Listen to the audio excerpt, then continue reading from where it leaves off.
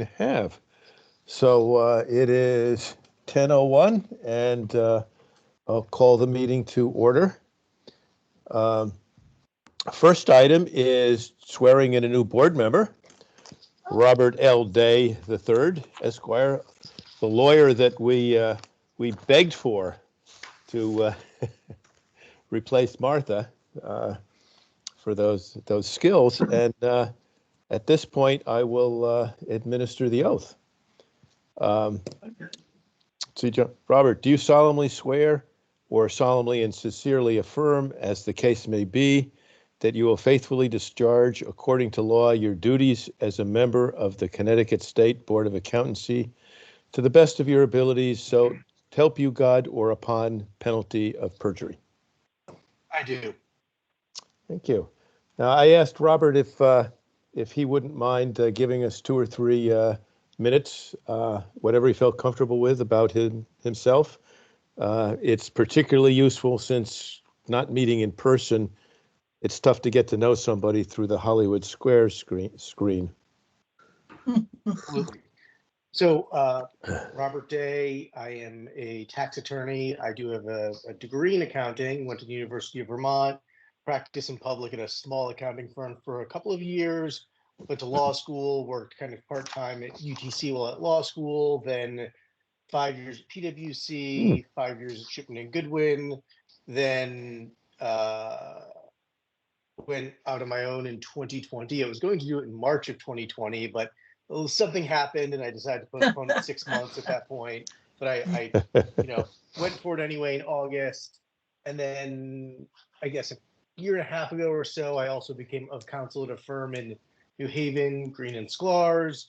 My main area of practice is state and local tax law. So a lot of folks in Connecticut who might have personal tax issues, Connecticut businesses sometimes Connecticut businesses with other state tax issues, and then a lot of out-of-state business interests that have Connecticut issues.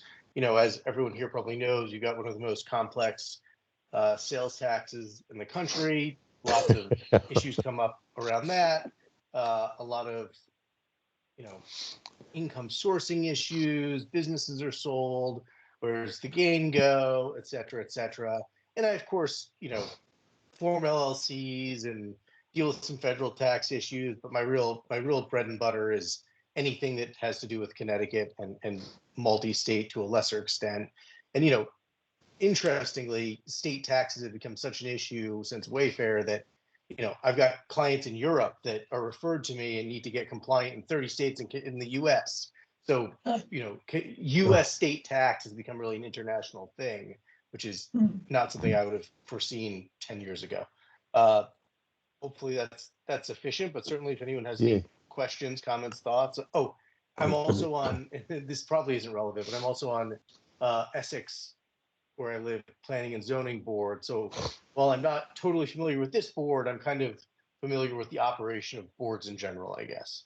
Okay, very good. I will add to that, as my daughter works with Shipman and Goodwin, and she tells me that your reputation with your former clients is still quite good. Oh, that's great to hear. I'll also jump in and say, welcome, Robert. And I'm very familiar with Eric Green and his firm in New Haven as well. So we've collaborated in the past. Thank you both. They're good. I will make an announcement for those of you who hadn't seen it in your emails from NASBA. Tim Egan was elected to the NASBA Northeast Regional Director and a member of the 2023-2024 NASBA Board of Directors. And I will add that, having gone to those or attended the regional meetings over the years, they're usually kind of loosey-goosey things, and thank goodness this was the first one I've been to that was organized well through. Everything happened when it was supposed to, so I think we all should be proud that one of our members is up in the upper reaches here. Next, approval of minutes from the previous meetings, or the previous meeting, January 2nd, 2024. Does anybody have any comments, corrections, additions, deletions to recommend for those January 2nd minutes?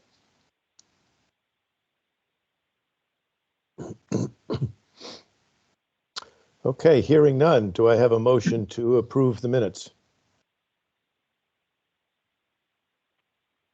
Okay, Tim, you're on. Okay. You were muted, Tim, so Stacy beat you. Second? Okay. Okay. Okay, we have a motion and approval. All in favor, aye? Aye. Any opposed? And we know you have to recuse, Robert. I'm abstaining since I was not. Yeah. But I did read the minutes. Abstaining. Okay, the minutes have passed. Next section is, we have always had one or two sections where we have comments or concerns regarding the meeting agenda, and it also allows those people that are spectators to the meeting to suggest that anything should be put on the agenda. If anything, any changes in the agenda or things that should be discussed, this is an opportunity to bring it forth now. This is Bonnie Stewart. I'd like Yes. to request that you add the NASBA exposure concept to the agenda for today. Yes. Thank you. Okay. Legal division.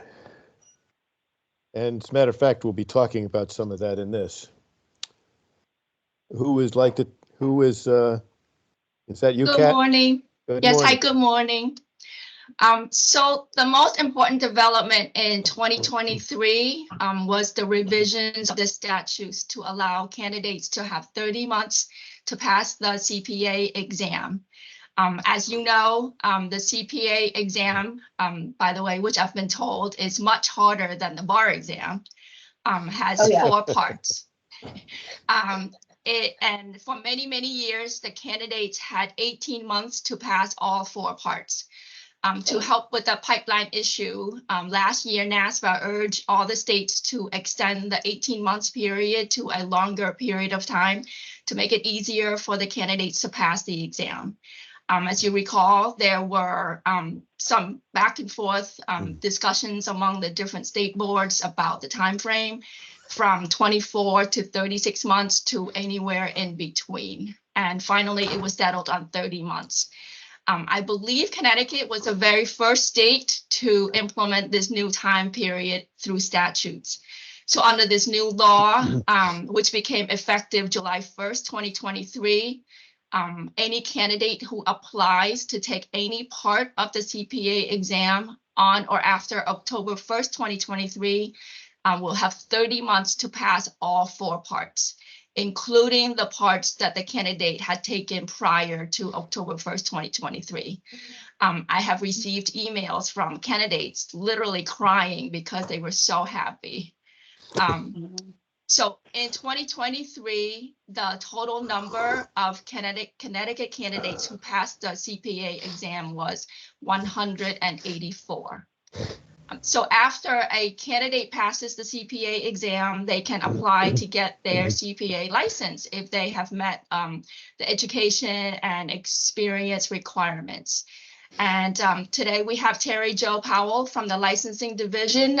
She has numbers to report to you concerning licenses and firm permits issued in 2023. Good morning, Terry Jo. Good morning, Kat. Good morning, everyone. Thank you for having me. Just to get you familiar with the application process here, with the licensing process, we start off with for someone, in order for an applicant to become qualified for a certificate, they must achieve the 4 E's, improve the 4 E's, which would be education, examination, that they've passed all 4 parts of the exam, employment, and ethics. Once they get that, they're qualified for a certificate in the state of Connecticut, and that qualification never goes away.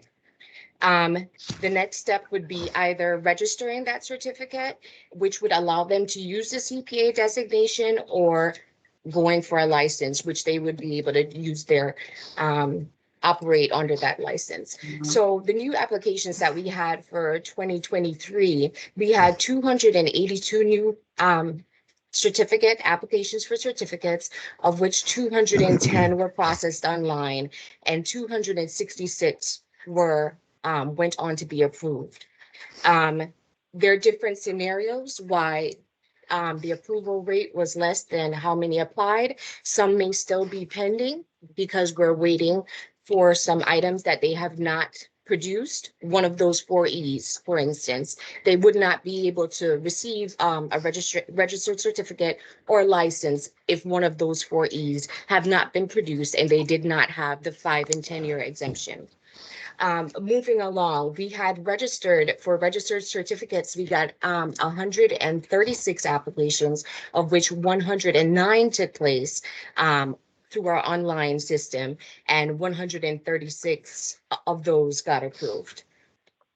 We then move on to licenses. We received applications for 266 licenses. Of which 196 were done online. So our online system is being utilized by the public, and the new applications that were approved were 261. New applications for firm permits, we had 75, of which 31 were multi-CPA firms and 44 were single CPA firms, of which we rolled out the new online application system for firms this year, and we have seen 29 of those have gone through our online system, and 71 have been approved. We did have a few denials here, but Attorney Arsenal will let you know about that. Yeah, actually, it's all one firm that we had to deny like 5 times. We're still working with that one firm. As far as renewals, renewed application goes, renewal applications issued for registered certificates this year were 2,695. For licenses, we had 4,820. And for firm permits, the applications that we had were 1,220. I'll just break them up. For registrations, of those 2,695 that were sent in, 2,418 renewed their credentials.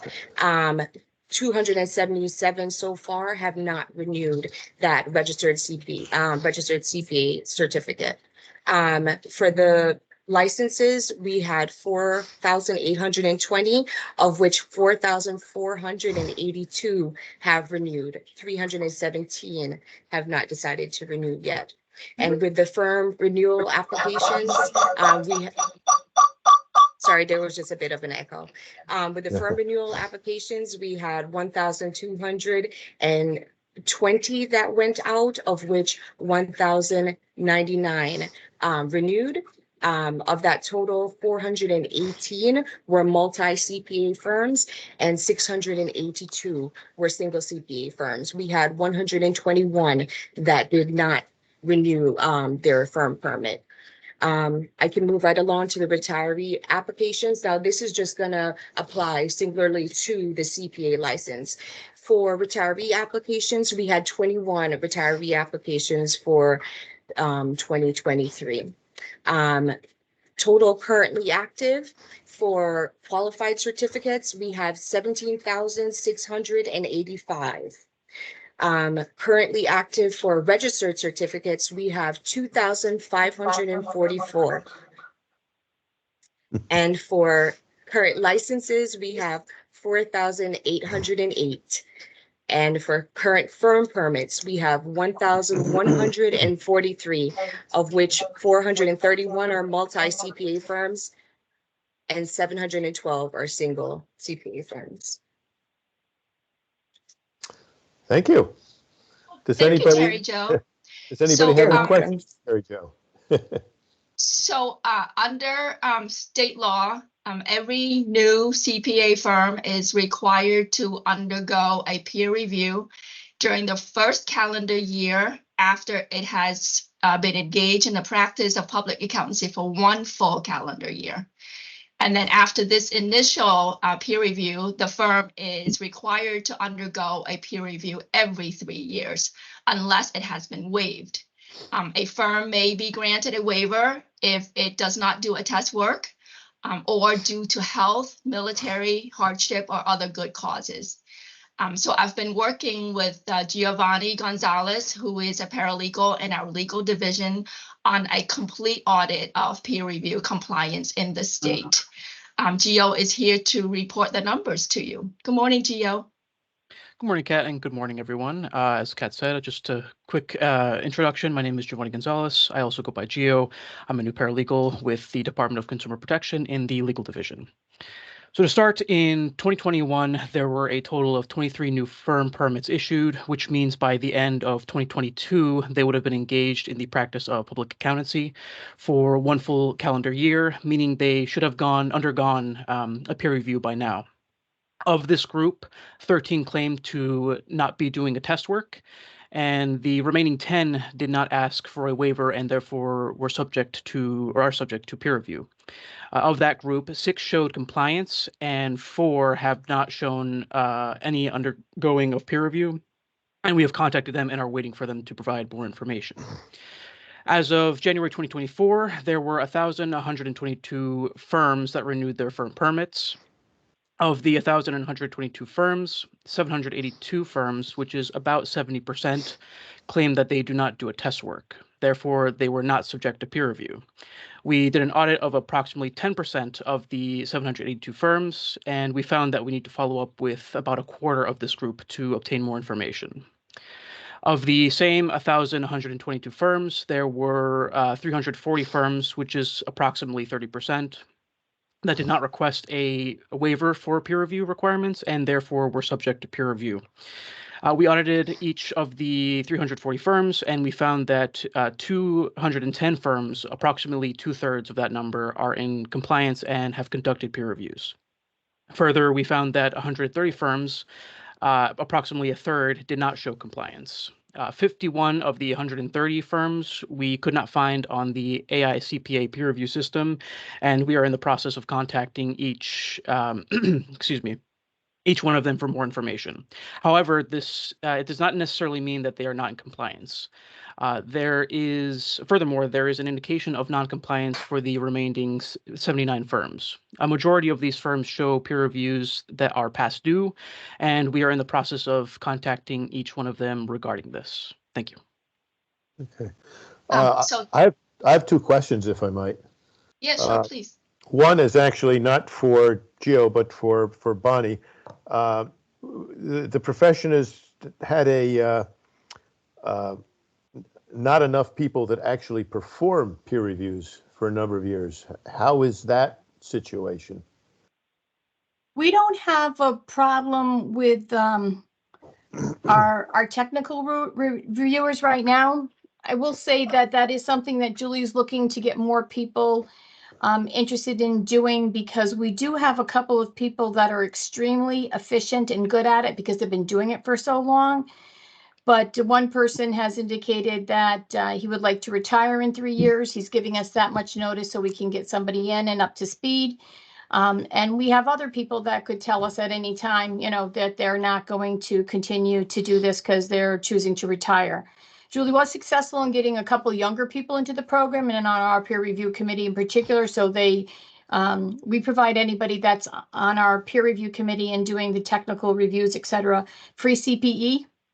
And there is a lot of it surrounding the obligations for being a peer reviewer, et cetera. So we're not having issues now, but that doesn't mean that we wouldn't in the future. We're always looking for new people to come in. One of the issues is that some of the people that are interested are not partners. You have to be a partner in order to be a peer reviewer. So there's some limitations in terms of who you can go to, but Connecticut's okay now. And we think that we're in a good shape. We figure for 3 years, and then hopefully in the next 3 years, we'll be ready for what follows. Okay. And then a question for Kat and for Gio. For those that come to the end of this program and are just flat out not in compliance, How much time do they have to correct, and what is the worst that can happen? It depends on case. It's so case by case basis. It depends on, was it their fault? You know, what happens? And so we try to give people a chance to catch up. But if Okay. not, then, you know, an enforcement case would be brought up. And the worst case scenario is they can have their firm permit revoked, or they can, you know, or limitation as to their ability to continue doing a test work. Okay, thank you. Is there anybody on the board that has any, would have any questions for Geo or whatever on this particular set of statistics, et cetera? Okay, moving on to, oh, I'm sorry, go ahead, Kat. You know, we have just one more section, which is investigations. So at DCP, all consumer complaints are routed through the complaint center. We will receive complaints in a number of ways, by phone, by email, or through the complaint online portal. Complaints can also be filed anonymously. So when a complaint comes in, the complaint center will first try to resolve it. And if a complaint can't be resolved by the complaint center, then the case will be forwarded to the investigation division. And then depending on the result of the investigation, a case will either be closed or sent to legal for administrative actions. Tiffany Colon from our investigations division is here to give you an update on the number of cases. Good morning, Tiffany. Very good. Good morning, Kat. Good morning, everyone. Again, like Kat mentioned, my name is Tiffany Colon. I am an associate accounts examiner for the Department of Consumer Protection for the Board of Accountancy and Board of Public Charities. I'm going to give a little overview of 2023, the cases we have received, and if they've been opened or closed, or just still open or closed. So for 2023, we had a total of 50 cases that have come into investigations for review and for investigations. Of the 50, that does not include some of the complaints that were not pursued. For example, if we had a complaint that was for lack of jurisdiction, or a complaint for lack of evidence, or if we received an anonymous complaint, they didn't provide enough information and we couldn't determine, those cases were not pursued, and were just closed out right away, those complaints. Of those 50 cases that were in 2023, 17 were in regards to a firm permit, so a CPAP license. 17 of those cases were in regards to a CPA license, a CPAL license, and 16 of those cases did not have a credential tied to them. So it could be either operating without a firm permit, operating without a license, etc. Of those 50 cases, 27 of those cases have been closed. 7 of them were in regards to the firm permit cases. 9 of those closed cases were in regards to the CPA license, and 11 of those cases were in regards to non-credentialed cases. Of the 23 cases that are still opened, some are still under investigation, and about half of those have been, their investigations have been concluded, and they have been forwarded to the legal division for a pending hearing or compliance meeting. For the types of cases that we have handled for 2023, there's a wide range of complaints and cases we've received.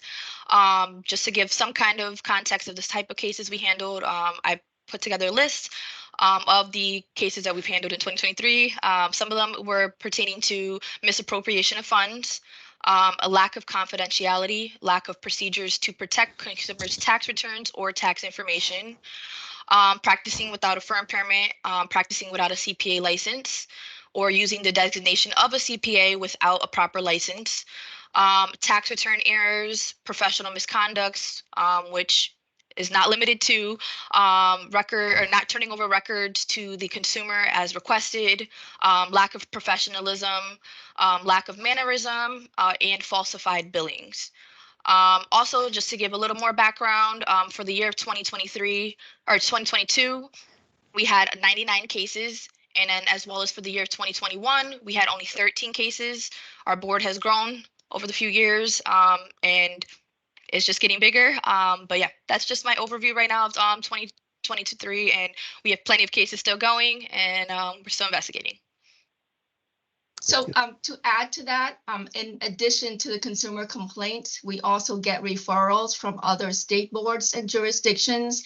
And we also receive notification from the SEC and PCAOB. And all those come directly to me instead of going through investigation. So in the 2022 and 23 timeframe, we received 7 SEC orders. We received 4 PCAOB disciplinary orders and 1 referral from the U.S. Department of Labor. Some of these resulted in enforcement cases, and some of which are before you today, and some other cases are heading your way. So that concludes the 2023 recap. If you have any questions for Terry Jo or Tiffany or Gio or me, we'd be happy to answer any questions at this time. Anybody? Good. You'll see some, as Kat said, we'll see some of those referrals later on in the meeting. Okay, then. Moving on. Old business. We have some extension requests that could not be resolved the last time for various reasons, usually evidence. Yes. Hi. So the first one, Lindsay Kendrick. These CPE extension requests were tabled from the last meeting. And for the benefit of Robert, the new board member, I'll just explain briefly how it works. A CPA is required to renew the license every year by December 31st. In order to renew, they must show 40 CPEs, which is similar to CLE for lawyers. The CPE cycle, though, is July 1st of the previous year to the June 30th of the renewing year. So if they are late, the statutory late fees are quite steep. It's $315 if they complete by September 1st, and it is $625 if they complete by December 31st. And if they don't complete by December 31st, they can't renew their license at all. A person may request for an extension based on medical, military, or good cause. Every extension request is presented to the board for consideration. So in this case, Ms. Kendrick completed her CPEs on December 28th. And so she is subject to the statutory late fees of $625. She requested for a fee waiver based on medical reason. She stated that she had a baby on August 5th, 2023. And the only documentation she submitted was a copy of the baby's birth certificate. And so at the last meeting, she submitted the baby's birth certificate. At the last meeting, the board discussed that the baby was born a month after. I'm sorry, I lost my place here. Oh. That's another problem with everything on yeah, I'm sorry. Content. My computer froze for a minute. The due date. In other words, she could have completed all the CPE before the baby was born, right? Yeah. And so she had a baby. So anyway, so I'm sorry, I totally lost my notes here.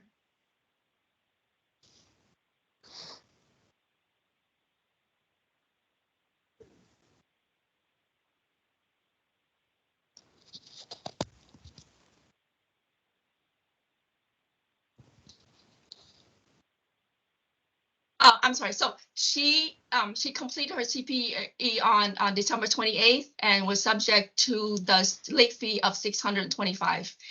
She requested a fee waiver based on medical reason, and the board submitted. I'm so sorry, my computer's froze. She stated that she. I think essentially, since she she delivered the baby a month afterwards. We asked for any medical reason why in the previous period, as often happens of the pregnancy, whether there were any reason that would have kept her from doing the CPE. Is that correct?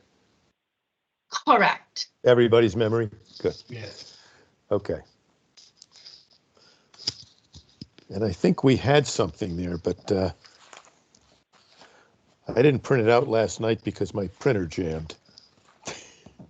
I didn't think there was anything emailed on this matter before this meeting. Okay. Okay. I thought it might have been in the additional stuff this morning, but. Yeah, I'm so sorry. My computer just froze. So anyway, she requested based on a fee waiver for medical reason. And at the last meeting, the board discussed that the baby was born a month after the deadline. So the board wanted to know the reason. And she just didn't have any supporting documentation.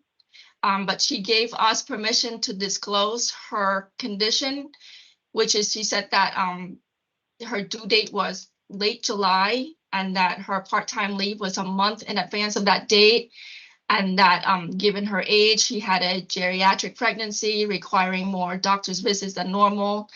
And she requested a call back from her doctor, but she never received it. And so it's a very busy time for her, and she's fine proceeding with what she has.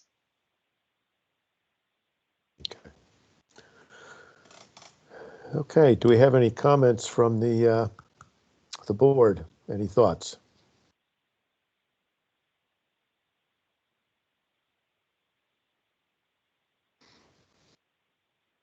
Yeah, Stacy and Carla, you're going to have to, because all the men are going to be sit here saying, we don't want to comment on this.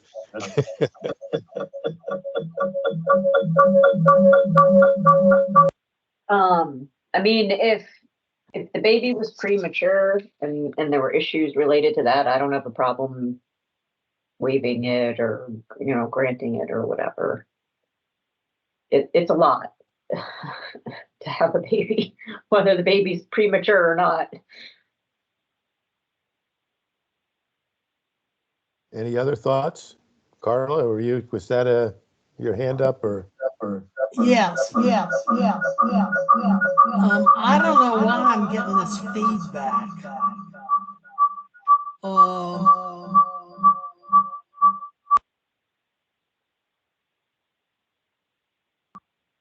My thought was that it sounds like she had medical complications.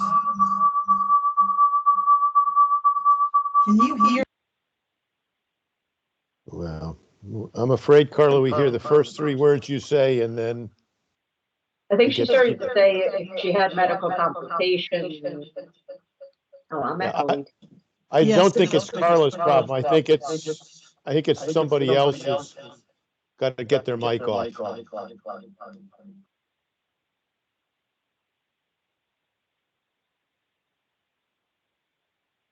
Try again, Carla. Okay. I'm sorry, I don't know what's going on. My point is that medical complications may have made the case more complex. Does someone who has authority over the meeting have the ability to mute everyone and then only those speaking on mute? I agree that it's someone else who's got an issue. I think it is Carla's though, because I it is. mute her and then it stops. So unfortunately. Got it. Okay. Thank you.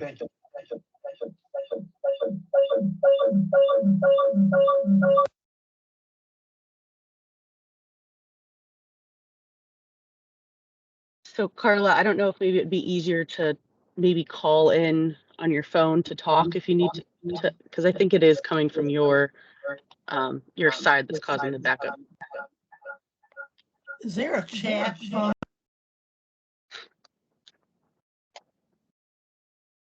Should be. There is a button to chat. Yes. Yeah, at the top of the screen. At the top of the screen, there's a chat. Hey, John, can I add something while we're waiting? I guess I'll both ask a question and give my observations. I mean, I think whether you're male or female, one can appreciate how difficult arranging for and having a child is. So I'm certainly sympathetic to that. I also guess I don't have a sense of how liberally these waivers are granted. In other words, or extensions are granted. In other words, are they kind of routinely approved, or is there a pretty strict standard to which we're held?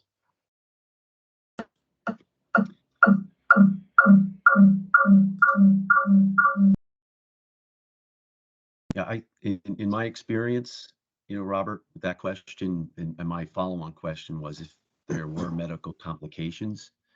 I think as a board, we typically would like to see and have seen some sort of evidence of that rather than,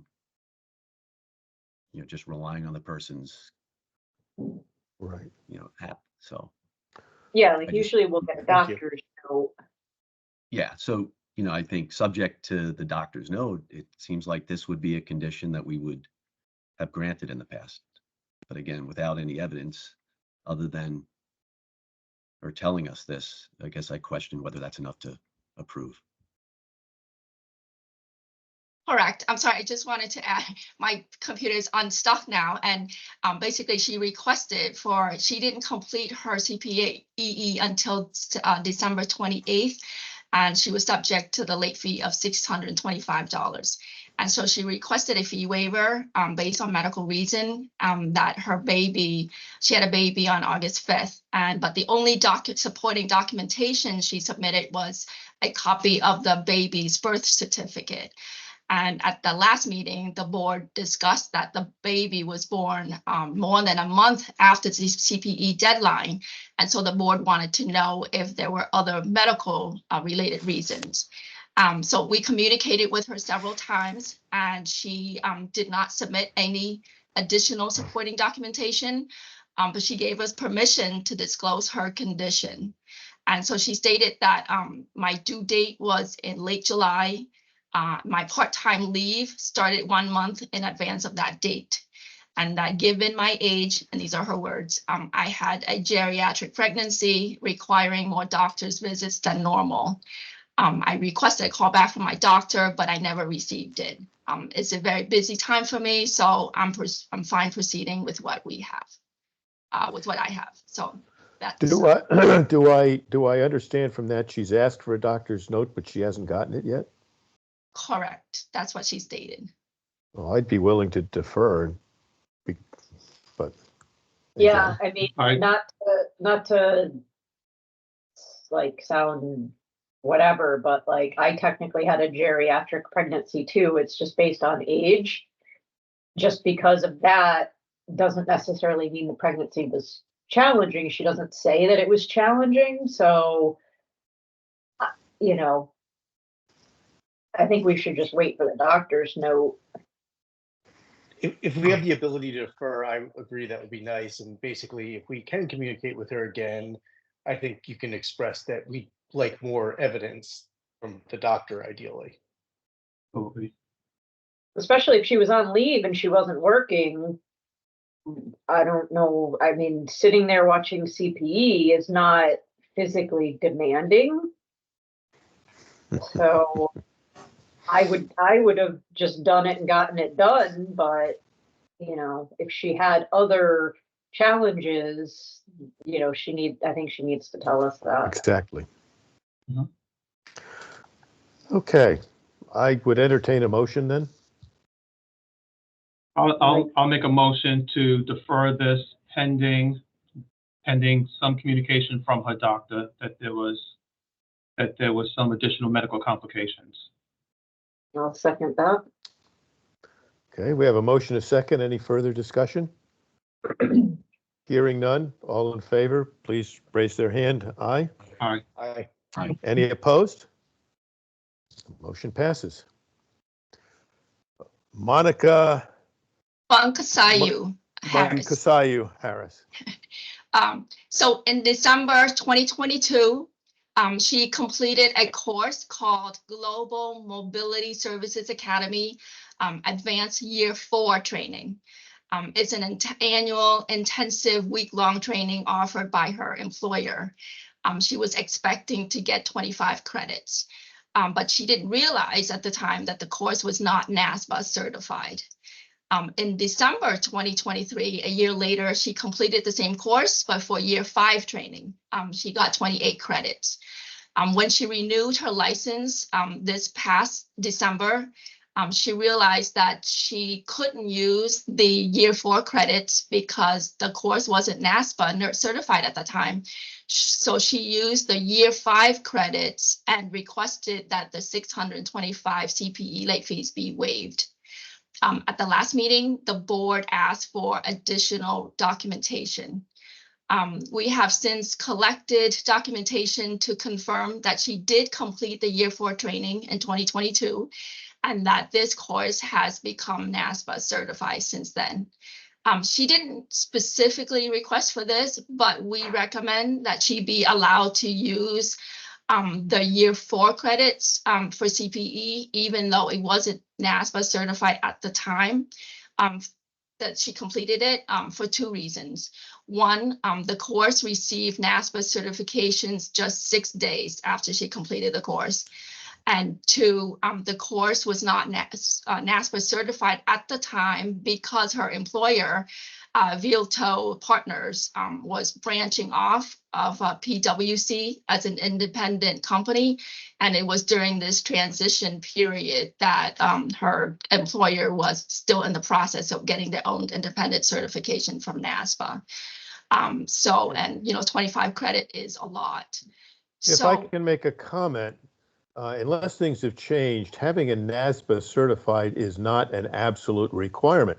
If you're not, you have to be NASBA certified, or your firm has to have the documentation of what was taught in the course.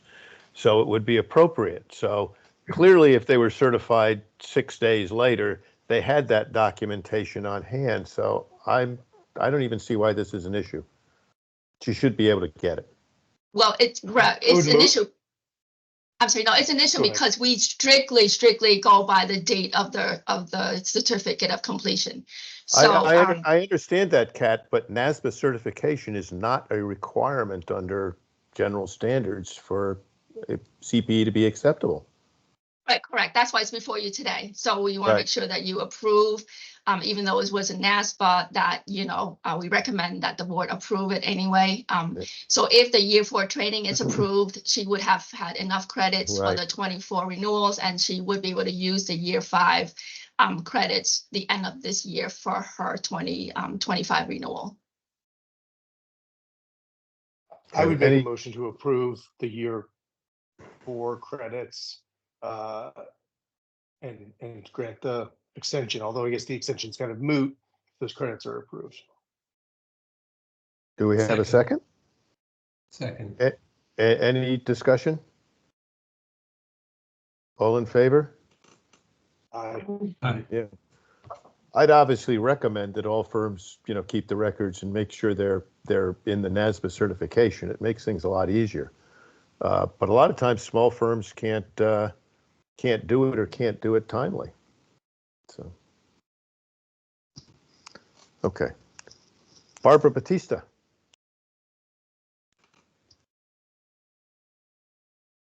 Oh, you disappeared, Kat. Yeah, that was not a request put up for me. So Rochelle, did you? Yep, she provided a doctor's note that was sent in with the link with the documents earlier this week. Good. Oh, okay. I think I see that. I can't bring it up on mine, but I can read it if you want me to. Would you please? Yeah. This is from Pain Management Partners, LLC. Yes. It says, to whom it may concern, it is my understanding that this letter is required for an extension of continued professional education for my patient, Barbara Batista. Barbara is currently under my care and has been for the last 12 years for the following diagnosis: cervical spondylosis, lumbar, excuse my pronunciation here, radiculopathy, lumbar stenosis, and lumbar spondylosis. So please accommodate her extension due to her conditions. That's David Levy.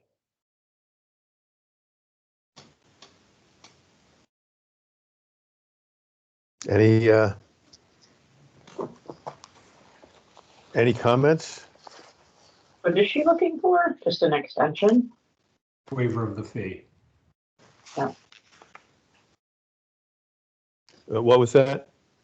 Last comment? She's asking for a waiver of the fee according to the documentation in the email. Got it.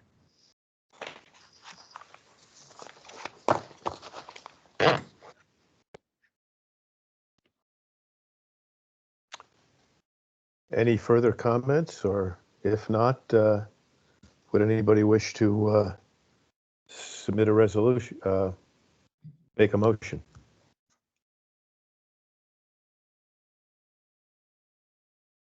This is I'll Bud. make a- Oh, go ahead, Daniel. Go ahead, Bud. I was going to propose that we waive the fee. I'll second that. We have a motion and a second. Any discussion at this time? Hearing none, all in favor, please say aye or raise your hand. Aye. Any opposed? Abstentions? None. Okay, the motion passes. New business, VITA CE credits. I think you took this, Kat. This is yours. Yes, I'm sorry, my computer is really glitchy. It's raining out, my Wi-Fi is bad, so I'll try the best that I can.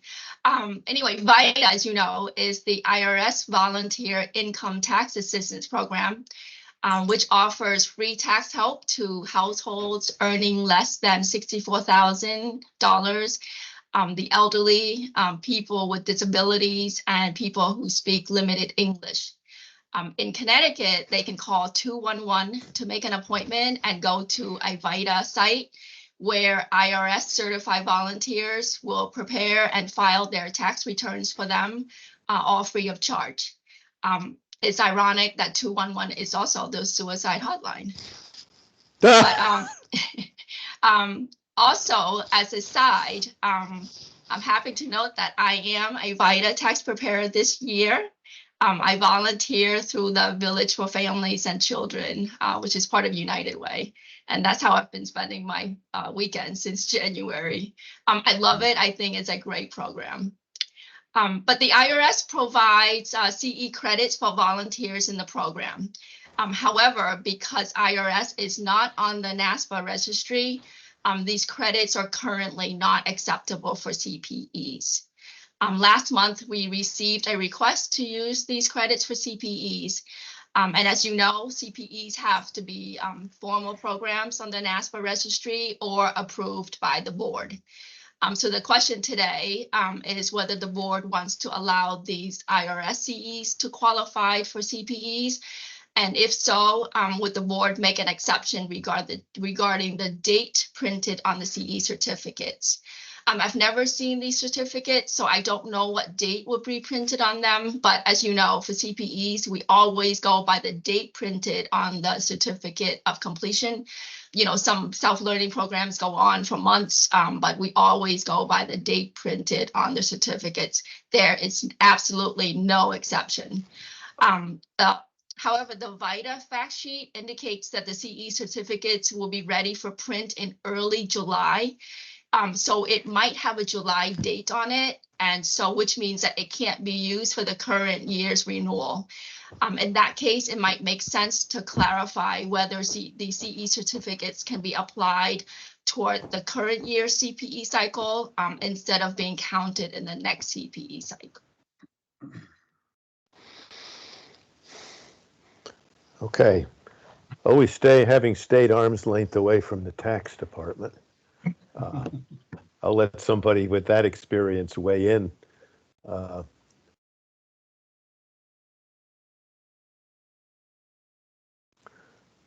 The question is first two questions here. One is whether we should consider the IRS's training to be sufficient to qualify for peer review. Not peer review, but for CPE.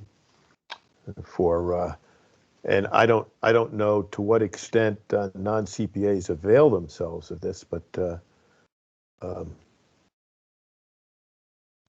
can tell you, for my certification, I went through 2 days of training. And then when you do it, you learn on the job a lot. And so I believe the IRS will give CEs for the actual work hours that you perform and the training that you receive. It's quite intensive. I mean, so go ahead. I'm gonna add that about 20 years ago, when I was with Deloitte, I actually went through the training with the IRS to provide VITA training to individuals in New York City. I would feel personally, I feel that it is based on the training, what we taught them, and the steps and the requirements they needed to take and pass to become VITA tax preparers themselves, that it should qualify. I have not done VITA, but I had many friends in law school who did it, and I think it's a good program. I think that the training is good. I think you learn a lot, and I think that if people can squeeze into their busy season schedules to be doing VITA and making this DLE is a small little incentive to encourage that, that's all a good thing in my view. I wonder, Kat, do other states give CPE for this? Do we know? I don't know that. I guess my only question is, non-CPAs don't need the CPE, so why, like, I guess what my question is, why is this an issue, or why is this even a topic? Are there not other CPAs that are taking this CPE that aren't getting credit for it? Yeah, I don't know why it has never come up. Last month we received a specific request from a CPA looking to use this as CPEs, but yeah, I really don't know why it's never came up before.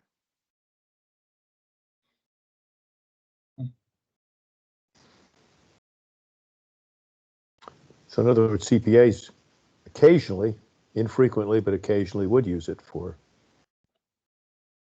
want to use it for CPE. It's part of their training. Yeah. Is that, yeah.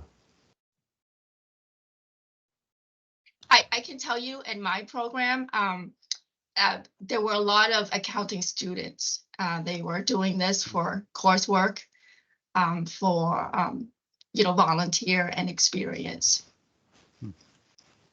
Well, I would think, and maybe the reason why, and speculate, I don't mean to speculate, but the reason why the CPA asked is because, as what I did when I was a teacher and a trainer for the program, usually when you're teachers and trainers, you get additional, you get CPE credits, and you get additional credits for that. So this may be the issue as why it's being brought up.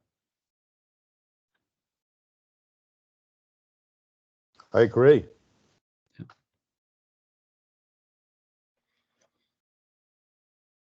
Currently, it's also not approved for CLEs, from what I understand, for lawyers. I misspoke when I said CLE before. I meant CPE.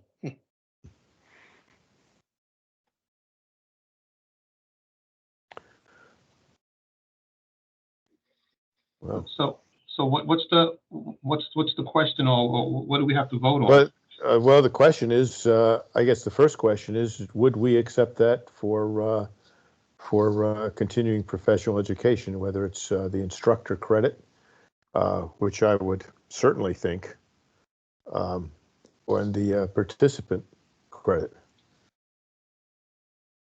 And if so, how many credits? Like, can't be unlimited, right? Right. No, I think it would be based on the CEs provided by the IRS. I think they keep track by the numbers of hours that you work. I'm not sure exactly, but there are specific CEs issued by the IRS.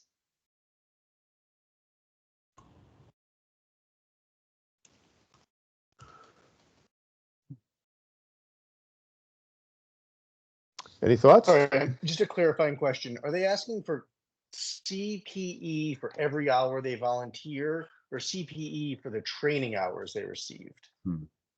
They're asking whether the CE certificates issued by the IRS could be accepted. Which is the training hours, Okay. correct?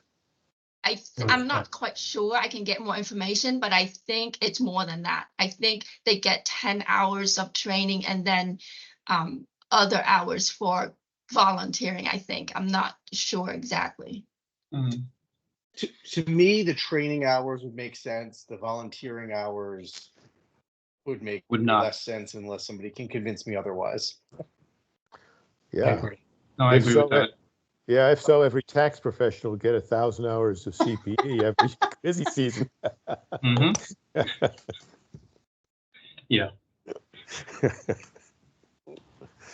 Can we get... maybe rather than throw in a motion, I would suggest that we might, if there is a motion to accept on some basis, that we also consider this date thing, because it seems to me the CPE ought to go with the time it was performed, not whenever the government does the suitable for training certificate.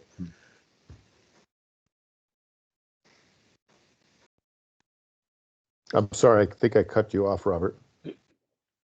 No, you didn't cut me off. Should we possibly have a motion to get some more information? In other words, table this for the next meeting so we can find out exactly what's included in the hours? If we so, can do that. I would make that motion. I'd also add or suggest maybe, Kat, we could have NASBA do one of those pulse surveys of the other states. Just another data point for us to think about. Are other states doing this? And if so, how they approached it. I can do that. Okay. Do we need a motion to table it, Kat? I'm not sure. I don't think we will. Well, why don't we just be official and do it? We've got a motion on the table to table it for till the next meeting for further information. Do we have a second? I'll second. Okay. Any discussion? Amendments? Okay, hearing none. All in favor? Aye. Aye. Okay. Professional licensure task force. I don't know who had the opportunity to take a look at the video. It's a link that's sent out. I know Tim did, I did, and Kat did on the NASBA task force. NASBA actually wants a read from the boards as to whether, just simply not our detail recommendations, but the decision as to whether we want them to continue on with this project. Some background, Robert. A number of years ago, the CPA profession passed the 150-hour rule, requiring essentially an extra year of undergraduate work, but not specifying what that extra year was in. Just everybody on this board knows I was against that at the time.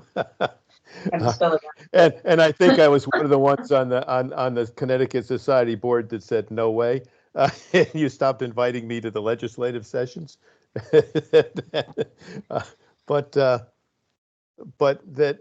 the licensure system is changing rapidly because we've got the two-tier license in the CPA revolution, or CPA revolution evolution, and we've got a lot of changes that are coming to meet the requirements of the profession. We also have a problem of what some people think are artificial barriers to entering the profession, and they're taking a hard look at that. I don't know if anybody that sees it would like to make some comments on the video update. I have some, but I'll be at the end. Well, I'll be brave enough to say I did not watch the video update, but if the question here is the 150 hours on the table again, and they're thinking about going back to 120, I guess it would be, or not? There's a lot of people that want it to be. I kept getting the message from the president of the NASBA, or chairman, It kept saying it's not on the table. That was the right answer, and I think taking that position right up front is wrong. You can't just say it's out of question. Hey, John, I can add too on Yeah. that. To your question, Robert, I think this, and they call it a structured experiential type credit, would permit someone to have a baccalaureate degree, so let's say 120, have minimum required courses in accounting, to I guess educate them in the degree that they're seeking to become certified in, but then open it up to give people credit for actual work experience. Yeah. So in effect, the 150, I think they're saying remains, but an additional pathway to getting to 150 would include credits that you'd be granted, or credits that are not on a transcript from an education like academia, but credit for actual real work experience. So that's the concept that they threw out today. I mean, so why I know don't I'm they brand put new. the requirement back up to 2 or 3 years and get rid of the education requirement? That's more valuable. I honestly I'm with you, Stacy. I think that, yes, of course, you need your basic accounting courses to get your degree in accounting, your 120 hours, but thereafter, I mean, and I'll use law school as the example to not get too far into the CPA world, which I know less about. I probably learned more in my first 2 or 3 years practicing law than I, ever learned in law school, right? So to me, going out and having people have experience as a CPA to then get their license makes a ton of sense. And if that means they can worry less about 30 additional credits worth of coursework and get that experience, that makes sense to me too. Right. And the challenge will be to come up with something that isn't overly complex to administer also. But I agree with that. And one of the co-chairs kept coming back to, well, she'd gotten the recommendation that she should get a master's in taxation. It really worked out well for her, so that was a good idea. Well, personal experience to me is not, of one person should not skew it. But I don't think they are. I think they're making a good faith effort to try to consider all options. I had said people take. Oh, sorry. Go ahead. No, go please. I had sat in on a NASPA session where this topic came up, and the person who was running it kept going back to, well, we set this up for people who don't major in accounting and go back to school. That I don't know that they understand that is completely irrelevant, because regardless of what your undergrad degree is in order to sit for the CPA exam, you have to have certain core requirements. So if you didn't major in accounting, you have to go back to school to get those requirements regardless of the 150 requirement. And she kept pointing her finger to that, and it doesn't make any sense. Yeah, I agree. Fully agree. But there's another webinar, and I know Stacy, you were on that first one, I think the end of January. I think I guess they've met again a couple of times, and they're doing another webinar on March 8th. It's Friday. Yeah, I saw that come through. So, to the extent you have the time and interest, you can listen in on that. And then, back to your point, John, around as a board, do we want to respond to that question that they put out in the concept exposure? Just some feedback in hearing what some of the other states are planning. Some state boards are choosing not to respond, but respond individually if the person so got a point of view. So that's always an option as well, but that's kind of where things stand at this point.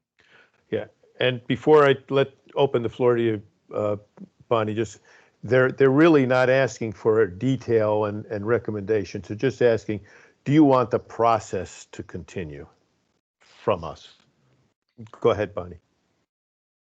So there have been several meetings outside of the NASBA webinars on this, and I would tell you the majority of the people that I've been in the meetings with, whether they be other state societies, other state boards of accountancy, because several of those have members of different boards have been brought in. And this is the first time NAS has ever had an exposure concept. So this is completely new.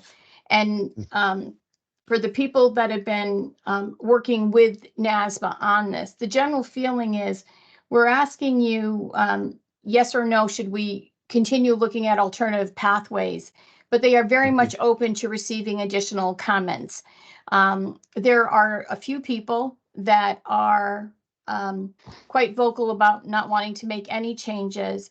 But my ask, and this is what the society is going to be doing, is we're going to say, yes, discussions should be considered. Yes, alternatives to 150 should be identified. We would actually like the 150 repealed. We don't want to jeopardize mobility, but we would like the 150 repealed and it replaced with experience again, because that's all we ever hear from anybody. So that's so important. We do have concerns regarding all of these other alternative pathways that NASBA and AICPA are talking about, because they all cost money. And the reason why we want to get rid of 150 in large part is because it's a barrier and we feel that people are better served with the experience to begin with. So why should you go through the experience program that they're creating? You still have to pay for those college credits, even though they're getting them from different places. You still have to pay for them. And they don't allow you to count those years that experience that you're getting through this experimental program at the same time that you're counting your years of experience. That wasn't very clear. I apologize. While you're in Connecticut getting your 2 years of experience, those 2 years can't run at the same time as this replacement for the 150, whatever they come up with. So again, you're not doing anything to remove the barriers that people feel the 150 created, or basically the extra cost, whether you think it's a barrier or not, that people are saying is not adding value. No matter who we speak to within our membership, even the people that advocated for the 150, we're hearing it was a mistake. It was a mistake. And we believe, and you know more about it than I do. I wasn't in this world then. But I would tell you, I have never heard a single person in Connecticut ever say, this was the right way to go. We need to fight for it. So my ask of you would be to say, not only should the discussions continue, but that, and if this is no longer true, that's fine. Robert wasn't part of this discussion before, but based on what he just said, I think it's there. Not the last meeting, but the meeting before that, there was a big conversation about that. And it seemed to me, and there wasn't a vote on it, but based on looking at heads, nearly everyone, if not everyone, was supportive of increasing years and decreasing the 150 to 120. I would say that we already have more experience requirement than anybody else, with the exception of 7 other states. Connecticut's one of 8 states that has the 2-year experience requirement, where the other states have a 1-year experience requirement. And I just think it's important not to go too far out of line with others, because you can get your license in any state. It doesn't have to be here. And we have so many people already that before you made the change, that people just had to have 120 before they could sit. We found them getting licensed in Massachusetts. As we all know, the licensure fees are significantly less than every other state in the country. Very significantly. So, but if you get rid of the education requirement, I guarantee you we will have an influx of CPAs, because they are not going to have to incur an extra 40 to 60 grand for school. They'll work an extra year. I mean, I think it would have a tremendous impact. So I'm saying that even though they're not saying, and what do you want, they've left it open to add that. And I know there's been a lot of discussion on that. And I think that NASBA and the AICPA were very slow to move to extending the testing window. And the only reason why that really happened is because, people started pounding in the ground and the tables and saying, we want change. And I think that this is another opportunity without having to be so, we don't need to bring about a riot again like we had to last time to get the change. They've opened the door for us. They're saying, what about this? And then you can also add in something else. So I would ask that you do that, because I think they need the input from the rank and file, because oftentimes, and I'm so glad, Tim, that you're going to be serving on the board. I think they need some of this outside perspective, because inside too much AICPA and NASBA listen to each other. And a lot of the stuff that they're doing surrounds their income. And that's fair. You know, they need to survive. But that was one of the biggest hurdles that we faced, and getting the testing window expanded was it was going to reduce the income, because if people weren't failing and having to reapply, pay for the next session, it has an impact on revenues. And quite honestly, if that was our organization, I would have been looking at the same thing. People need to make ends meet. But I think you need to have that outside perspective, because we really are in a crisis stage. So what is it? So my ask again is that not only do you say, yes, these should continue, but yes, and we're in favor of getting rid of 150. Just one last thing and I'll shut up. The real concern, I think, in most states, otherwise I know at least 5 states that would do it tomorrow, and getting rid of the 150, is not that they want to keep it, but how do you do it without losing mobility? Right. And I would tell you, and I'm sure Carla's seen this with her experience at the state legislature, that oftentimes a measure is passed, but they have it written into the legislation that it will not go into effect until, for example, on environmental legislation a lot, it's that the other states in New England have adopted it. And they adopt similar legislation, so that once, for example, New York and Massachusetts have passed it, then it would go into effect in Connecticut. Or if it's passed in 10 states, 20 states, whatever the number is, whatever the region is, then it goes into effect. But you pass it without hurting mobility, and then other states become brave and pass it, knowing that there's somebody else that's done it. And then when you have the right number, then it becomes effective in your state. And I think that's a great suggestion. But they won't follow the other states in fees. You know, we're 3 times the next highest fee in the nation and 6 times the average. But I mean, do we have relationships with the other boards? Massachusetts, New York, some of the ones that are around us, that we can reach out to their boards and say, hey, we want to push this. Can you join our efforts?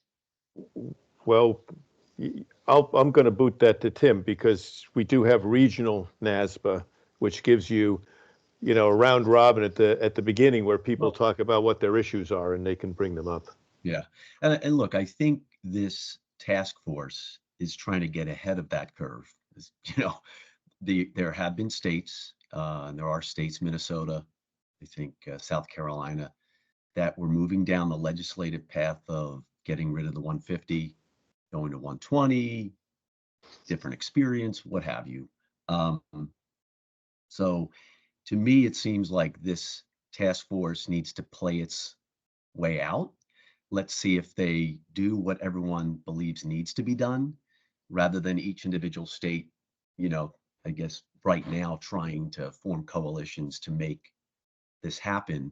I think in short order, they're going to be making some decisions around whatever the concept is. I think they at least have said that, this is really what the states need to decide and want. And if we as a state want something and believe in a certain pathway, I'm for, responding that way, and then seeing where it goes. And then, things don't progress the way I think, individually as boards, we think it should be, then, maybe we consider other things. But I think letting this play out is probably the right thing to do, and just making sure we're very clear in terms of what we believe should be considered, if it's not already on the table in the task force. And I understand what I just raised in terms of adopting something, and then because again, the big concern is mobility.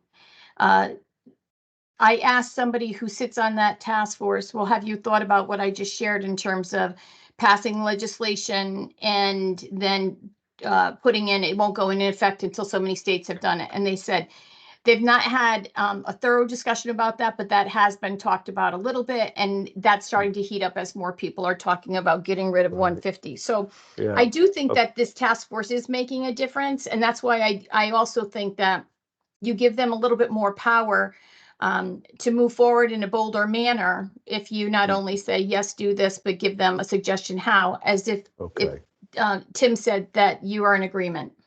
Yeah, before we move ahead, I just will make the comment. I will never argue against the value of further education, and we're going to need further education with CPA evolution as we get these specializations. But I was very disturbed by watching that. The number of times I heard the co-chair said, well, we've decided that 150 hour was the right way to go and we're sticking with it.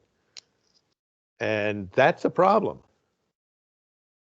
It may be decided to do that for mobility or for whatever reason we can't move away from it, but just to have written that off immediately is, to me, not acceptable.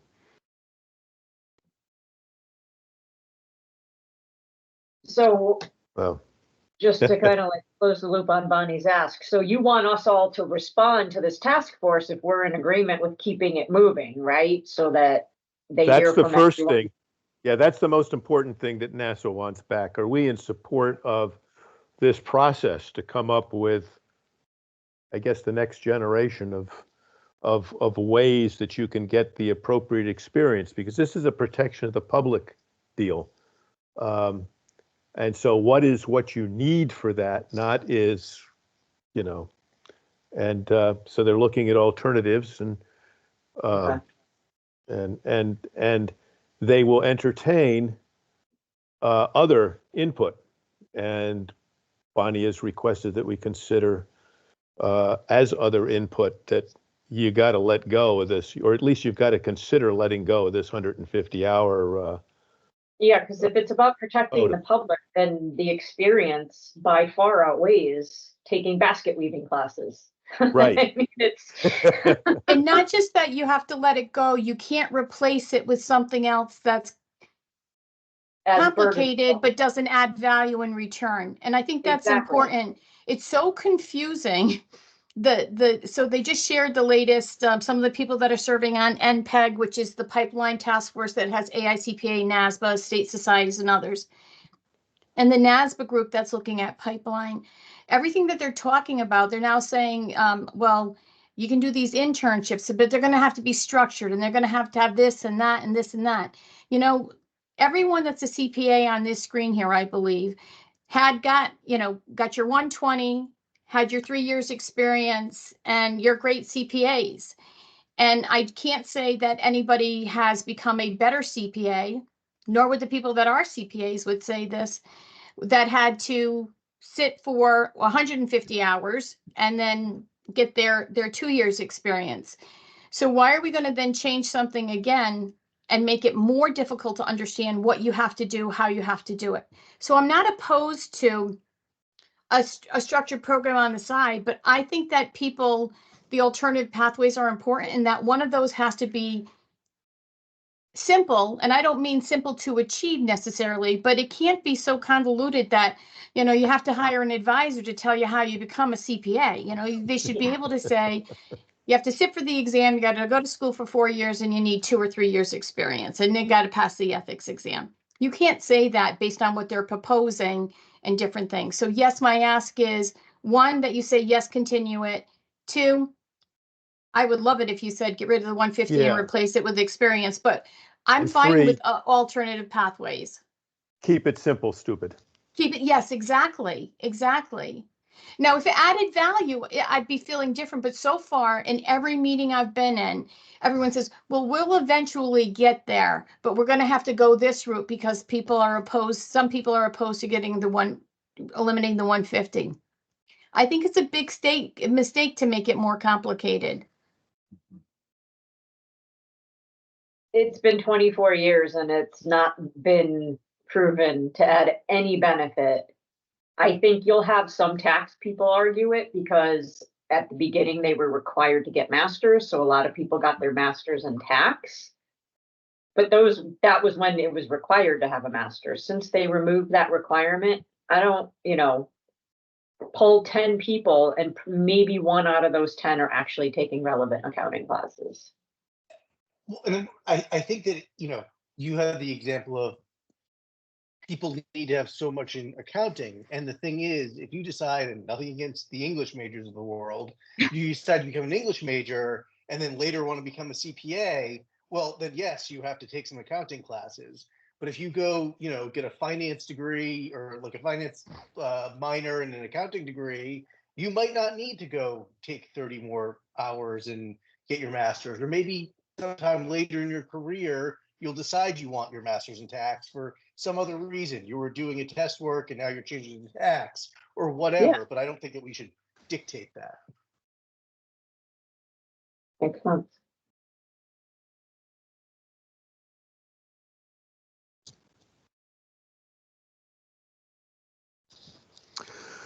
Okay, do we have any further discussion?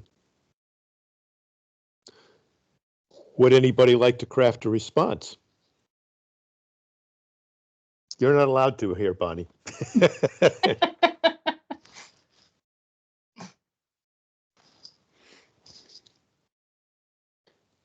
You want to take a crack at it, Stacy? I've got something right up on my screen already. I was typing.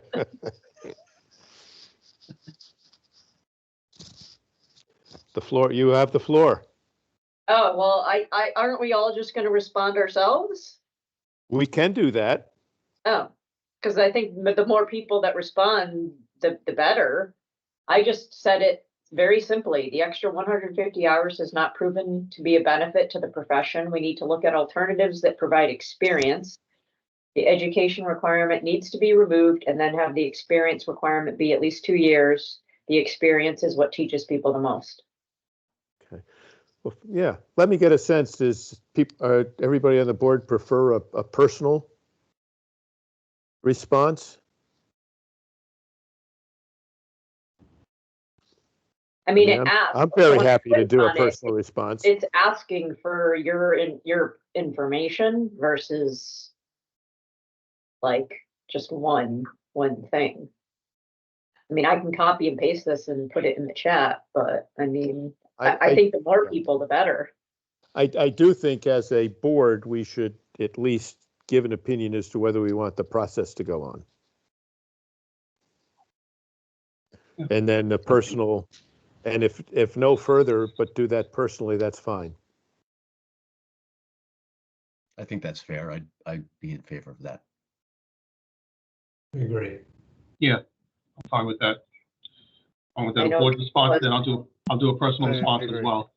And yeah. Wow, see. Okay, but we need a motion to come back as a board and communicate with them that we want the process to continue. Whoa.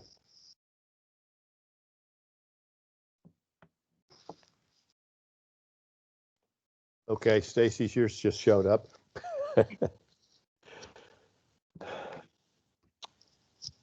In case anyone wants to copy and paste. I do need a motion if we're going to make a board response, though, and I can't make motions.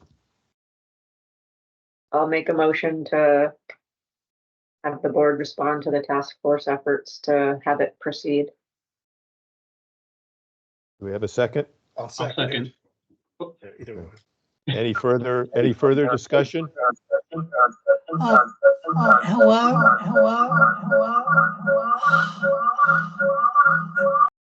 I think Carla's. Yeah, I think you're having trouble again, Carla. Okay, all in favor of the motion, say aye. Aye. Any opposed? Aye.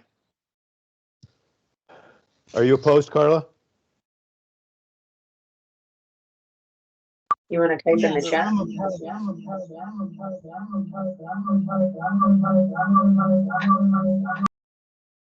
Carla, I think you can call in if you want to mute the computer and if you can call into the line using the phone line.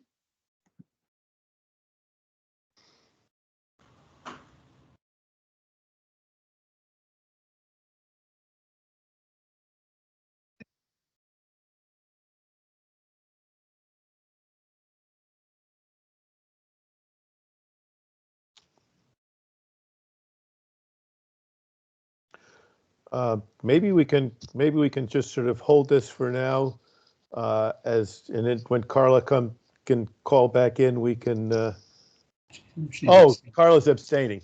Okay. We have her vote then. The motion passes, one abstention. Now, we have the biggest enforcement agenda that we've had in ages. We've also got the longest meeting that we've had in ages. Are you back on, Kat? I am. Okay, do you want me to just give a thumbnail of King and King? Or do you want to carry that on? I'll make comments as. Yeah, I can do that real quick. Okay. So case 2023-35, King and Associate. This is a CPA firm located in Winstead, Connecticut. The firm performed audits for the town of Watertown, which is located in Litchfield County, for fiscal year end 2021 and 2022. In both audits, the independent auditor's report signed by the firm were dated prior to the dates of the town's legal representation letters. Specifically, concerning the 21 audit, the report signed by the firm was dated December 23rd, 2021, while the legal rep letter was dated December 29, 2021. In the 2022 audit, the report was dated March 28, 2023, while the legal rep letter was dated March 29, 2023. The department alleged that if proven, these are black letter violations of the generally accepted auditing standards. As part of the investigation, we reviewed some of the firm's audit work papers. We also reviewed other towns' audits performed by the firm in the past few years. Based on our investigation, we found no indication that this was a pattern. The firm indicated that the town was just so late in providing documentation. The firm waited and didn't file the reports until the firm received the legal rep letters. We did verify that. We did see that in both years, the filing dates were later than the rep letters date and the report states. However, under the auditing standards, the filing date is irrelevant, and so we have to use the date of the reports. So we reached settlement agreement with the firm. There are two orders under the agreement. First, the firm's audit reports of governmental entities will be monitored for 1 year.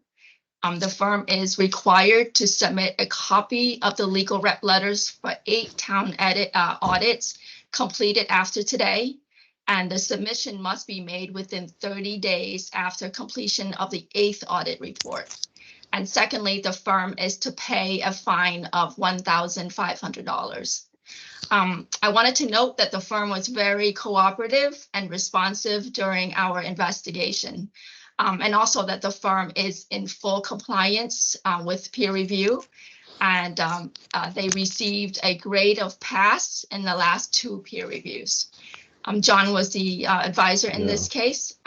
John, I'm going to turn it over to John to see if you have any comments. Yeah, this was kind of a tough one because I really think this is black letter, and it was really, I think, an administrative issue. Is they dated a draft report and then didn't change the date to after when they received the letter, and that letter was really the sole support for, I think, appropriately not providing further additional disclosure or accruing a liability for what was potentially at the beginning an $18 million lawsuit. But it was what it was. There was a complaint about issuing a report, etc., and it was all of you who have been through PCOB reports know that you don't get that, and this was the sole evidence that it was, in fact, this was the audit evidence that was documented. So that's where we were.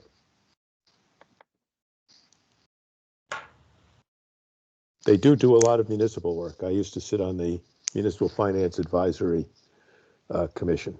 And do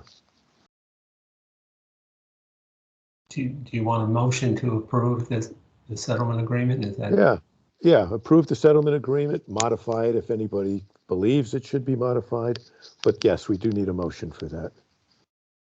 I would move that we approve the settlement agreement.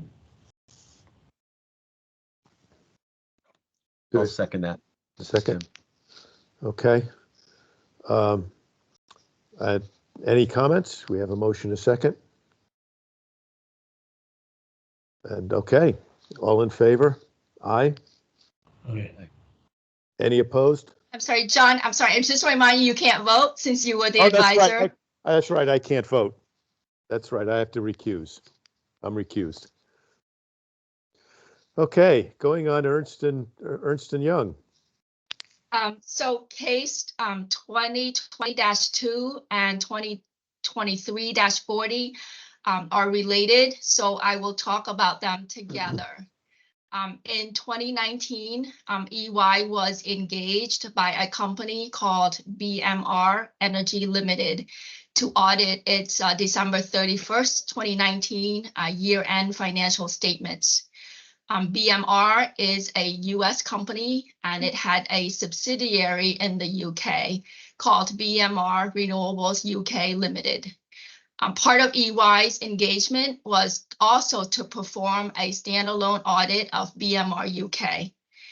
So the audit was performed and an EY partner in the Hartford office signed the audit opinion of BMR UK's audited financial statements for the period of May 14th, 2018 through October 31st, 2019.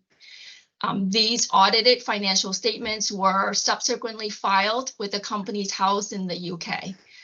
However, this EY partner was not a member of the Institute of Chartered Accountants in England and Wales, and accordingly, he was not eligible to approve the audit reports to be filed with the Companies House in the UK per the Companies Act of 2006.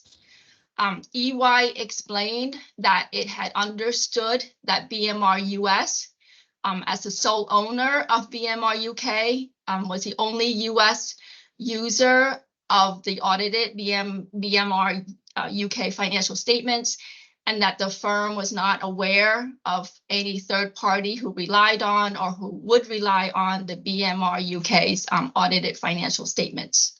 Upon learning of the issue of the filing on August 13, 2020, EY terminated its engagement with BMR UK and advised BMR UK that it was not to rely on the opinion issued by EY.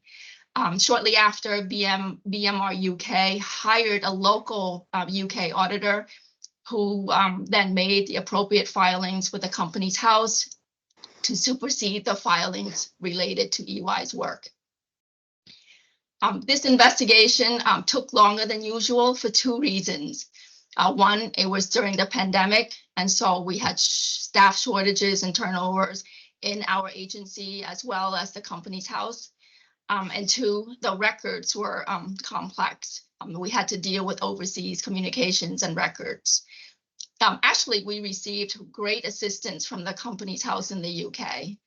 I wanted to note that in this case, EY was easy to work with. Counsel was very responsive and forthcoming and thorough. We asked for information which would have required the firm to conduct all sorts of complex searches. For instance, at the very basic level, what does the UK mean? You know, does that include British overseas territories like the Channel Islands, like Jersey and Guernsey, Bermuda, the Cayman Islands, in addition to the United Kingdom, which includes, you know, England, Scotland, Wales, and Northern Ireland. And on top of that were the various corporate structures where companies with different affiliate entities located in different countries, with securities being exchanged in different stock markets. It got quite complex, and counsel was very cooperative in working with us and very thorough in explaining and providing us information. And so EY demonstrated that in the wake of this matter, and from early on, EY was proactive and took steps to improve its policies and procedures. EY revised its client acceptance and engagement continuance system. I believe that's a computer system. And EY also revised its policies and procedures and processes concerning financial statement audit engagements with foreign entities. Based on our extensive investigation, we believe that the incident with BMR UK was somewhat isolated, and that we are comfortable that the steps EY has taken will better provide reasonable assurance that the firm will properly assess jurisdictional requirements of issuing and filing opinions for non-US entities, and to reduce the likelihood of reoccurrence of this situation. And so with that, we entered into a settlement agreement with EY and the partner who signed the BMR UK's report. Under the agreement with EY, EY is to pay a disgorgement of $15,000 and a fine of $3,000. And concerning the partner, he is to refrain from performing audits of foreign companies unless and until he has obtained the appropriate foreign licensing credentials, and he is to pay a fine of $2,000. Pete was the advisor on the EY case, not the partner's case. Unfortunately, he's out sick today, but he reviewed all the documents in this case. So I'd be happy to answer any questions. Yeah, I had one question if I could. I just noticed in the EY settlement, typically in these things you see the respondents neither admitting nor denying. In this case, they denied the alleged conduct. Can you give us background around that? Why they're denying? Whereas, yeah, again, typically I see we neither admit nor deny, but for purposes of settling this, here's what we'll do. Theirs specifically says they deny the alleged conduct, but then again, you know, they're making changes to their process. So, well, from my part, I think that might be an oversight. You know, there were so many documents, you know, going back and forth, and usually you're right, the language is we neither admit nor deny. So that's the, you know, it must have been just an oversight. Well, should that be followed up on? We do want to make sure if that's your concern, we could go back. I don't know what should concern. Hey, we got 2 lawyers on the board now. Should that be a concern?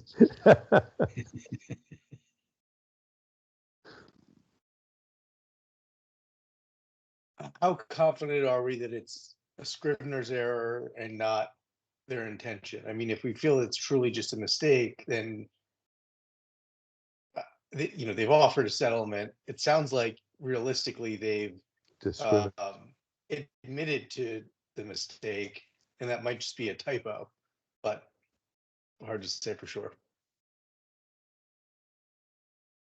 We could go back to the counsel for EY is here today. Good morning, Kevin. I'm happy to comment if it would be helpful to the board. And so what I would like to do to resolve this, it should not be an admission, but if it needs to be a neither admit nor deny, I can promptly follow up with my client and we can resolve that issue. Otherwise, I'm hoping this will not upend our efforts to resolve the matter. Well, I think we could craft a motion that would take that in. Chairman, I just need to consult with my client first because I'm not in a position today. I don't anticipate that this will be a problem, but I don't want to get ahead of my client. And while I don't want to cause further delay, I really do need to address this with my client to make sure that there's no confusion, but I don't think it will upend this resolution.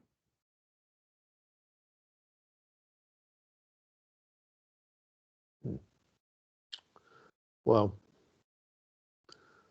I don't. We do have the option if you know, the delay, it'd be no big deal because we know when it's going to be. Just resolve this one thing. We could just defer it, and then when it's all fixed, we don't have to come up with any fancy resolutions and just. But I'll listen to counsel, whatever your opinion on it. Yeah, my hands are tied only because a principal of my client has signed this, and so I'm not the signatory of the agreement. And so it's just not something I can resolve today. So happy to have it approved as is. Otherwise, I can promptly address with my client if there's some mechanism by which the board could approve outside the context of a board meeting. Wonderful, but I just don't have the authority to make a change today, given the way in which this was executed on behalf of my client. So I believe the board could approve the agreement subject to that provision being changed. And so after it's changed, we don't have to reschedule it for the next board meeting. And if your client elects not to change, then we can revisit it. Okay, that would be great. I appreciate the flexibility of the board, and we'll probably have that conversation with my client. Okay, thank you. So do we need a motion to that effect? Yeah. One of the sole benefit of being chair is I can't make motions. So I will motion to accept the agreement subject to the change of language to they neither admit nor deny. That fair, Kat? Yes, that's the language we typically use. Yes. Okay. Good catch, Tim. Okay, do we have a second? I'll second that. Okay. A motion, a second. I'm not quite sure who of the three was first, but whomever. All in favor? Aye. Any opposed? Okay, RSM. You also need to vote on the partners case. Oh. Okay. The 2023-40, unless that vote before was. Well, I thought it was, but I from the shake of heads, it apparently not all the board members thought it was. So let's have another separate motion for that one. I'll make the motion should that be to approve. Go ahead. Yeah, to approve Okay. That additional proceeding. Okay, we have a second. I'll second. Okay. All in favor? Aye. Any opposed? Now on to RSM. So the last three cases on the agenda are related, so I will also talk about them together. These cases stem from SEC orders 95948 and 95949, which have been provided to you. So these SEC orders are very lengthy, so I won't read them together. I won't read them or even attempt to summarize them here. Essentially, in those orders, the SEC found that between 2015 and 2018, RSM conducted multiple audits for Revolution Lighting Technologies, but that RSM failed to adhere to certain auditing and quality control standards. And that Revolution's financial statements were materially misstated because they included improperly recognized revenue from bill and wholesales. Mr. Kern was a lead audit partner, and Mr. Pequera was the senior manager of the audits. Revolution was a company headquartered in Stamford, Connecticut. It should be noted that in June 2020, SEC temporarily suspended trading of Revolution securities. In August 2020, the SEC revoked the registration of Revolution securities. And in September 2020, the SEC brought a settle action in federal court against Revolution and 4 of its executives in connection with the bill and hold transactions at issue. In the federal court complaint, the SEC alleged widespread fraud within Revolution. And one of the specific allegations was that Revolution intentionally misled its independent auditor and hid the company's revenue recognition practices from its auditor. During the investigation, we reviewed RSM's work papers relating to bill and wholesales, along with a lot of other documents. Based on our investigation, we enter into settlement agreements with RSM and Mr. Kern and Mr. Becerra as follows. Under RSM's agreement, 1, RSM is reprimanded. 2, for a period of 3 years starting from today, the assurance, quality, and risk management leader of RSM's Office of Risk Management is required to approve and annually review the assignment of the lead audit partner and the EQR, engagement quality reviewer, for each audit engagement involving any public company headquartered in Connecticut. And lastly, RSM is to pay a fine of $25,000. With respect to the lead audit partner, 1, Mr. Kern is reprimanded. 2, for 18 months starting from today, Mr. Kern is prohibited from performing attest services for public companies.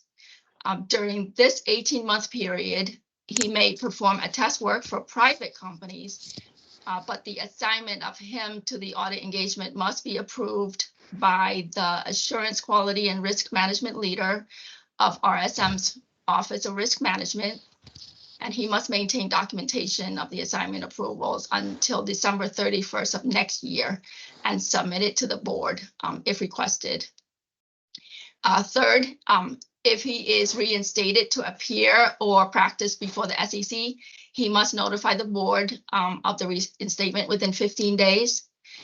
Fourth, if he is reinstated to appear before the SEC, then for a period of 3 years, starting from the date of reinstatement, he may act as a lead audit partner for audit engagements involving any public company, but only if the EQR assigned to such engagement is a member of RSM's National Professional Standards Group, and the assignment of the EQR has been approved by the Assurance, Quality, and Risk Management leader of RSM's Office of Risk Management. If he is working at another firm at that time, the same would apply, basically in that the EQR for the audit engagements for public companies must be approved by that firm's Office of Risk Management or equivalent thereof. Fifth, no later than December 1st of this year, 31st of this year, he is required to complete 20 additional CPEs, 10 of which must be in the area of revenue recognition. And lastly, he is to pay a fine of $2,000. As to Mr. Becerra, the senior manager of the engagement, he is reprimanded from today's date until the end of this year. If he performs any attest services, his work must be reviewed and approved by his firm's National Professional Practice Office or an equivalent professional. He is required to maintain documentation of such review and approval until March 31st of next year, and he must submit it to the board if requested. And lastly, should he apply for reinstatement of his Connecticut CPA license, he must demonstrate that he has completed at least 10 credits in the area of revenue recognition as part of the required 40 CPE credits. I wanted to note that throughout the investigation, all counsels were cordial, responsive, and showed that the parties take these matters seriously, very seriously. Bud was the advisor on the case. Bud, do you have any comments? Yes, that was a very good summary, Kat. Thank you for that. Very thorough, given the very complex matters involved in this. But just to reiterate a few things, we reviewed the consent orders and that related settlement matter, a settlement agreement that the SEC reached directly with the company. We also met with the attorneys for each of the parties, and they were very helpful in providing background and the like. We did request some additional documents to review, including work papers relevant to the bill and hold transactions in other areas, and we reviewed those as part of our process. One factor, and Kat touched on it, was that we considered as part of this evaluation was that the company was charged by the SEC for fraud related specifically to several matters, but specifically to these bill and hold transactions. And the SEC also concluded that, the management, senior executives at the company intentionally misled the audit firm and the auditors in this area. So that was a factor we considered. But based on all the information we reviewed and consideration of these matters, I certainly, in my opinion, conclude that the settlement agreements are fair and appropriate in the circumstances. And happy to answer any questions anybody has on that if there are any. I just have one question out of curiosity. Did the audit firm end up firing them as a client as a result of this? I think it was the other way, I think. Really? Okay. But they were no longer the auditors at some point in the process. I forget the actual date, but somewhere around the end of this process when they were delisted and that type of thing. Interesting. Okay. Any discussion that anybody would like to hold, or if none, a motion? Thank you, Bud. Thank you, Kat.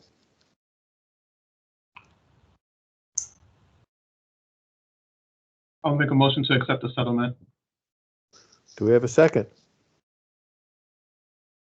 I'll second. Stacy? Okay, we have a motion and a second. Any further discussion? Hearing none. All in favor? Aye. Any opposed? The motion carries. Okay, and next item is our second opportunity for comments or concerns of any person present today.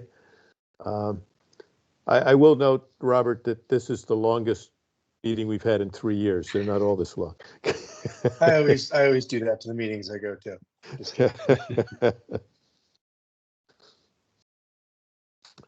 Okay, I would like just people to think of something before the next one, and this isn't really a simple one. It would be nice sometime during this year, particularly since we've brought on 3 new board members this year, that maybe we could have one meeting in person instead of in the little boxes. It helps people get to know one another better.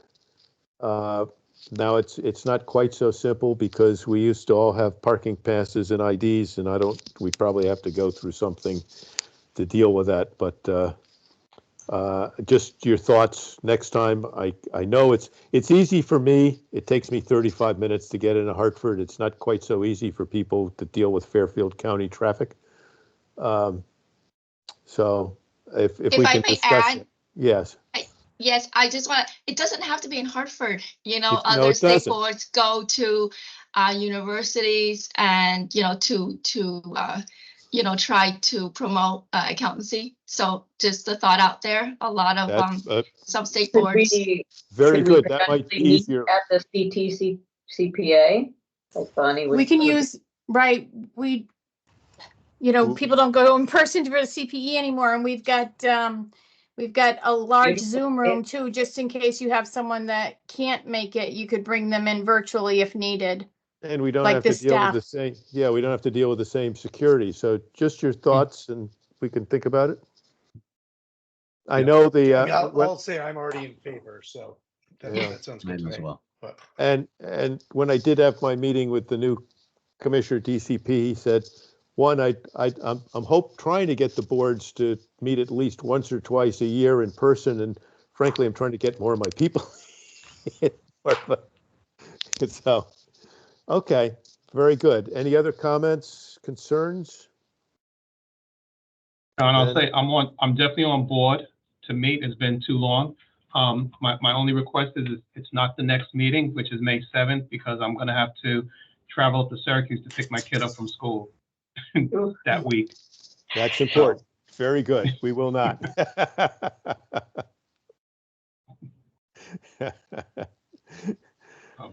Okay. Then I will entertain a motion to adjourn. I'll make a motion to adjourn. Second? Second. Okay. Yep. And no discussion allowed on motions to adjourn. All in favor? Aye. Aye.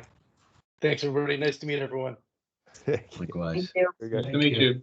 Take care, Thank everybody. you. Bye. Bye-bye. Bye. Bye. Ah.